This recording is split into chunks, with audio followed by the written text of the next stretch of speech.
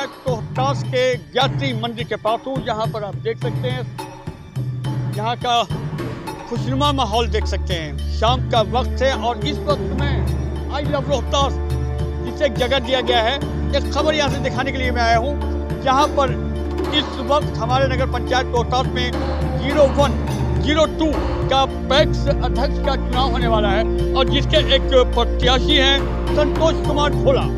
उनसे हमारी मुलाकात हो रही है, उनसे हमारी बात हो रही है। चलिए मैं चलता हूँ जहाँ संतोष कुमार भोला जी मौजूद हैं, उनसे मैं बात करता हूँ। पैक्स अध्यक्ष का जो चुनाव होने वाला है और ये नगर पंचायत रोहतास की तस्वीर है, खास तस्वीर नगर पंचायत रोहतास की तस्वीर।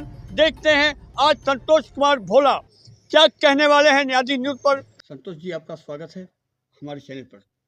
धन्यवाद आपको भी। संतोष जी, पहला सवाल ये है कि आप मुखिया भी रह चुके हैं और दूसरी बात मुख्य पार्षद का चुनाव भी लड़ चुके हैं। तीसरी बात, आखिर आपके साथ कौन सी ऐसी मजबूरी हुई कि आपने नॉमिनेशन किया पैक्स अध्यक्ष के लिए?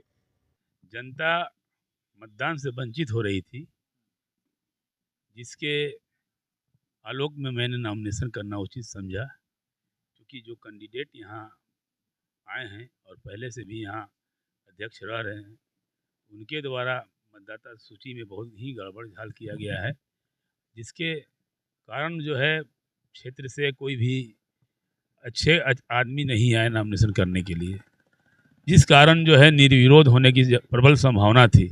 जब वो निर्विरोध होते तो मतदाता मतदान तक नहीं पहुंचता, मतदाता का कोई खुशामद नहीं करता, मतदाता के पास कोई पहुंचता नहीं पूछने के लिए कि आप हमको मतदान कीजिए या हमारे पक्ष में आइए।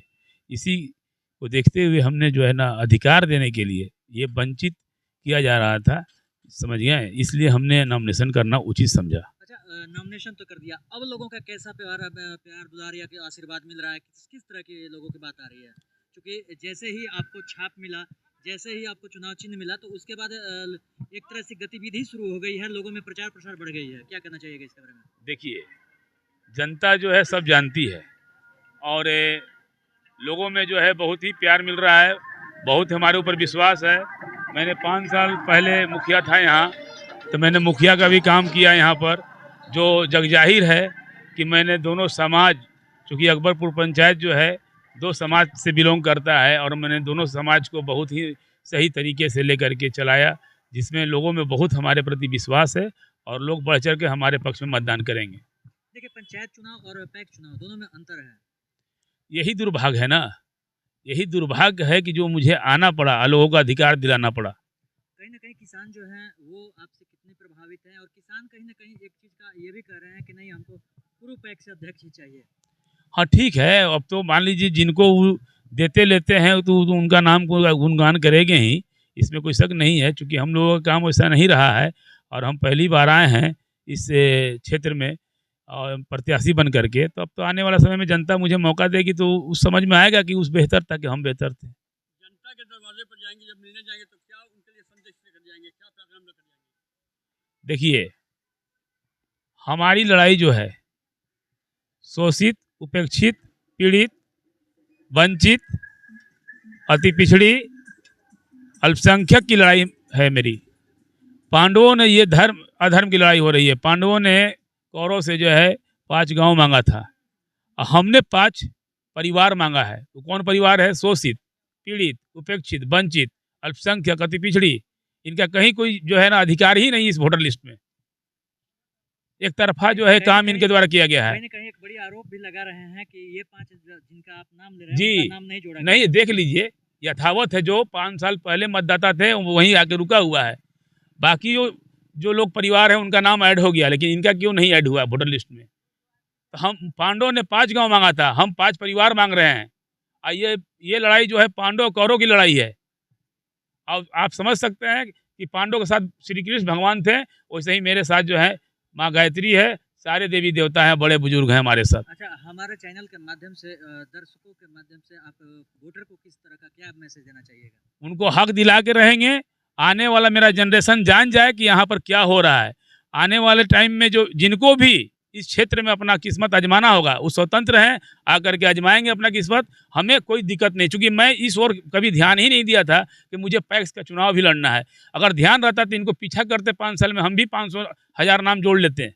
ऐसा नहीं था, अभी देते अप्रूवल, क्यों नहीं देते हैं? लेकिन हमने देखा कि भाई गाँव में कोई भी ऐसे अच्छे व्यक्ति हैं जो चुनाव लड़ने के ऊपर ध्यान नहीं दे रहे हैं, तो ये तो सीधा सीधी जो है ना लोकतंत्र की यहाँ हत्या हो रही है। और एक जो है ना पक्षीय काम किया गया है जिससे मतदाता मतदान करने से वंचित हो गया। कुल मिला के ये कि आप नगर पंचायत रोहतास की जनता को हक दिलाने का ये काम कर रहे हैं। बिल्कुल हक दिला के रहेंगे। अगर मैं पैक्स बन जाता हूँ अध्यक्ष, चुनाव में मैं जीत जाता हूँ, तो आते के साथ सबसे पहला काम वोटर लिस्ट पर होगा।